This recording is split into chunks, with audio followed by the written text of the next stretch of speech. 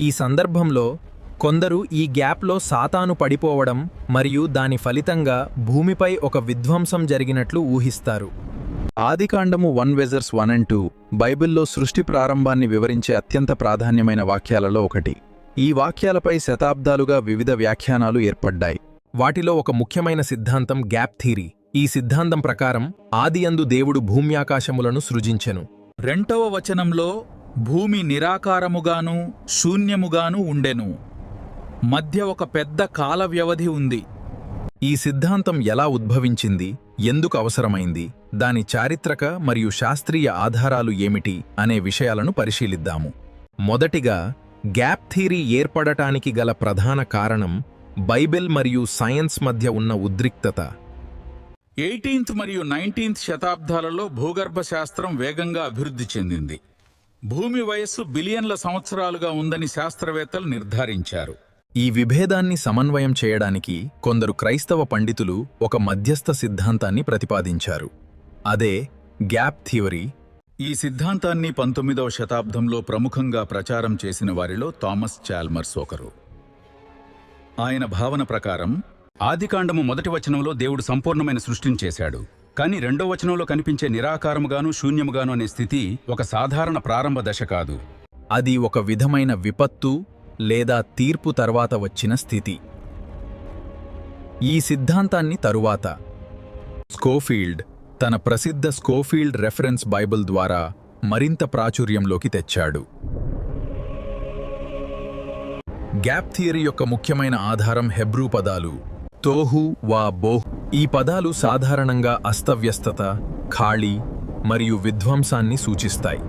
కొందరు పండితులు ఐజాయా 45:18ను చూపిస్తూ దేవుడు భూమిని శూన్యంగా సృష్టించలేదని చెప్తారు.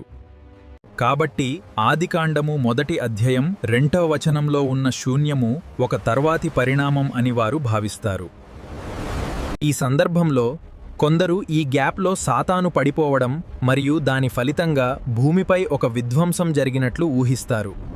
శాస్త్రీయంగా కూడా గ్యాప్ థియరీ కొంతమందికి ఆకర్షణీయంగా కనిపిస్తుంది. భూమి పొరలు, ఫాసిల్స్ మరియు ప్రాచీన జీవరాశుల ఆధారాలు భూమి చాలా పాతదని సూచిస్తాయి. గ్యాప్ థియరీ ప్రకారం ఈ ఫాసిల్స్ అన్నీ ఆదికాండము 1వ అధ్యాయం 1 మరియు 2 వచనాల మధ్య ఉన్న కాలంలో ఏర్పడ్డాయని భావిస్తారు. ఈ విధంగా బైబిల్ వచనాలను మార్చకుండా శాస్త్రీయ ఆధారాలను అంగీకరించే ప్రయత్నం జరుగుతుంది. అయితే ఈ సిద్ధాంతానికి వ్యతిరేకంగా కూడా బలమైన వాదనలున్నాయి. ముఖ్యంగా బైబిల్లో ఎక్కడా స్పష్టంగా గ్యాప్ థియరీ గురించి చెప్పబడలేదు. అలాగే రోమన్స్ 5:12 ప్రకారం పాపం ఆదాం ద్వారా ప్రపంచంలోకి ప్రవేశించింది. అయితే గ్యాప్ థియరీ ప్రకారం ఆదాం కంటే ముందే మరణం ఫాసిల్స్ ద్వారా ఉన్నట్లవుతుంది. ఇది బైబిల్ బోధనలకు విరుద్ధంగా కనిపిస్తుంది.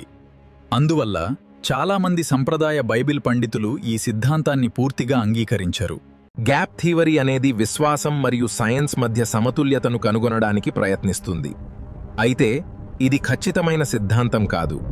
జెనసిస్ చాప్టర్ 1:1 and 2 యొక్క ప్రధాన ఉద్దేశం శాస్త్రీయ వివరాలను ఇవ్వడం కాదు, కానీ ఒక ప్రాథమిక సత్యాన్ని ప్రకటించడం: దేవుడు సృష్టికర్త అని.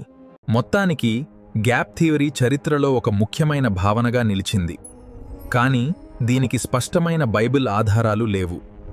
ఆదికాండము చాప్టర్ 1:1 and 2 యొక్క ప్రధాన విషయం దేవుడు సృష్టికర్త అనే సత్యాన్ని ప్రకటించడం.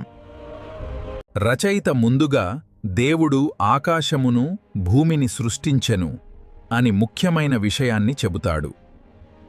తరువాత భూమి నిరాకారముగా, శూన్యముగా ఉన్న స్థితిని వివరించి దేవుడు సృష్టిని ఎలా క్రమంగా నిర్మించాడో దశలవారీగా తెలియజేస్తాడు. కాబట్టి ఈ వాక్యాలలో ఎలాంటి గ్యాప్ను సూచించడం కాదు, ఇది సృష్టి ప్రక్రియను స్పష్టంగా వివరించే క్రమబద్ధమైన వివరణ మాత్రమే. ఇది నా అభిప్రాయము. మీ అభిప్రాయములు కామెంట్లో తెలియజేయండి.